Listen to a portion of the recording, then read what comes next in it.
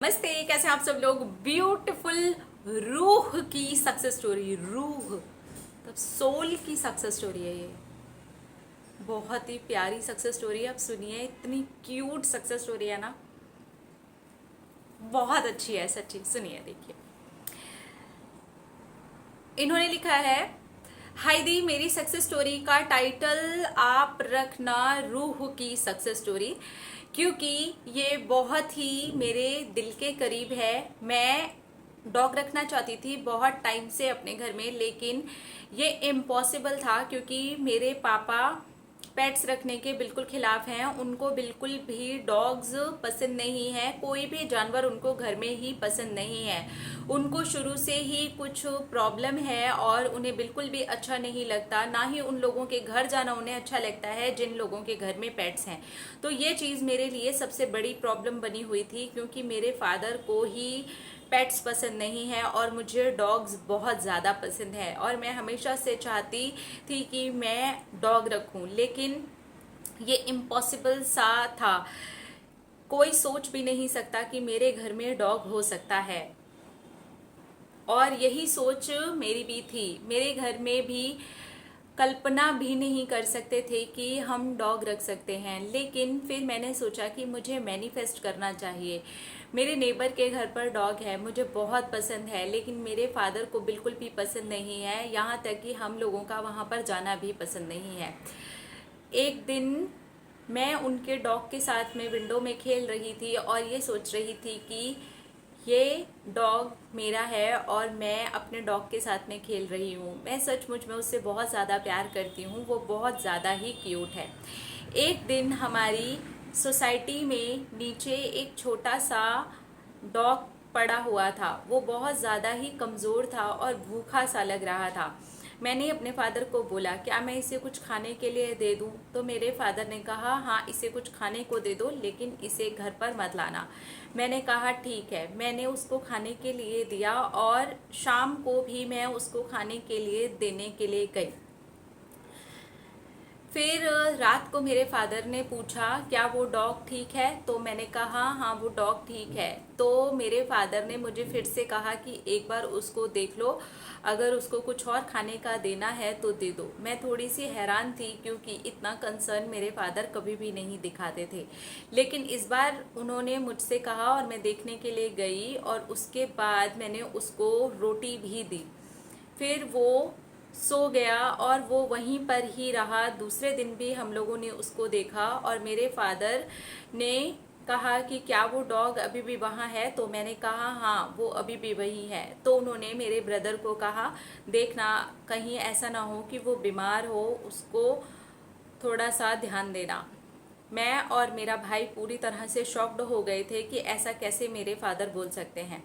दूसरे दिन भी हम लोगों ने उसको खाना दिया, पानी दिया, और जो भी हमें हमारे घर के अंदर था, डॉग फूड तो हमारे घर में नहीं था, इसलिए जो भी खाना था हम उसको दे रहे थे, और सच में मुझे बहुत अच्छा लग रहा था। अब वो डॉग धीरे धीरे उठ रहा था। वो बहुत ही छोटा सा पपी था, लेकिन वो शायद बहुत ज़्यादा ही भूखा था। अब वो खाना शुरू कर चुका था, और मेरे फादर ने फिर लगातार कई दिन तक हमसे पूछा। अब वो डॉग वहाँ से कहीं जा ही नहीं रहा था, और मुझे और मेरे भाई को उसको देखना बहुत अच्छा लग रहा था। मेरी मदर को भी उसके लिए करना अच्छा लग रहा था। उन्होंने ब्रेड पर मलाई दे कर के भी उसको भेजा था। मेरे भाई को कहा था कि उसको ये खिलाओ, उसको शायद अच्छा लगेगा, क्योंकि हमारे नेबर इस तरह से खिलाते थे, इसलिए मेरी मम्मी को थोड़ा थोड़ा सा आइडिया था। अब उस डॉग के साथ में हम लोगों को 4 दिन में ही मन लगने लग गया। मेरे पापा का भी ध्यान वहाँ पर जाने लग गया। एक दिन मेरे पापा ने कहा कि इसको बाहर पैसेज की तरफ लेकर के आओ और ध्यान देना कि वो अंदर ना आए। हम उसे पैसेज पर लेकर के आए। मेरे पापा उसे दूर से ही देख रहे थे। तब तक वो हल्का हल्का चलते हुए आगे गया और मेरे पापा के पैर पे जाके लेट गया। वो मेरे पापा के पैर को चाटने लगा, और मेरे पापा को उसको देख कर के बहुत ज़्यादा ही अच्छा महसूस हुआ। मेरे पापा इतना ज़्यादा डॉग के करीब आने पर मुस्कुरा रहे थे। ये सचमुच में बहुत ज़्यादा शॉकिंग था।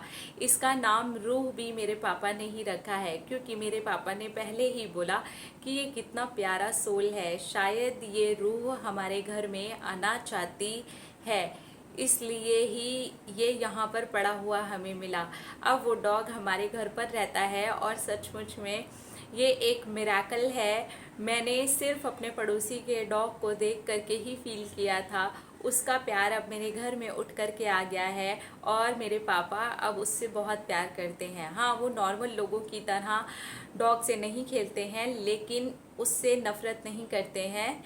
जितनी हो सकती है वो उसकी केयर करते हैं, और जब भी वो या हमारी फैमिली का कोई भी मेंबर उसको रूह बोल कर के बुलाता है तो हम लोगों को बहुत ज़्यादा अच्छा लगता है। आपको ये कहानी लिखते हुए मैं बहुत स्माइल कर रही हूँ और रूह हमारे सामने ही घूम रहा है।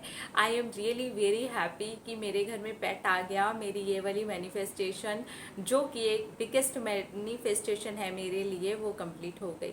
Thank you universe. वाओ। देखिए, फीलिंग बहुत बड़ा रोल जो होता है ना प्ले कर रही होती है। इन्होंने अपने पड़ोसी के पेट को ही अपना समझ लिया। अब आप इस के अंदर पूरी तरह से एक्ट एज इफ को देख सकते हैं। वो मेरा ही डॉग है, मैं उसको अपना समझ के खेल रही हूँ। वो पड़ोस वाले घर में रहता है, वहाँ खाता है, वहीं पीता है, मैं सिर्फ विंडो से उसको देखती हूँ और मुझे उसको देख कर बहुत प्यार आ जाता है। ठीक है, ये कितना प्रेजेंट में है ना, ये कितना ज़्यादा प्रेजेंट में है ना, इसको जीना कितना प्रेजेंट में है ना, कि वो मेरा ही है यार, वो मेरा ही है।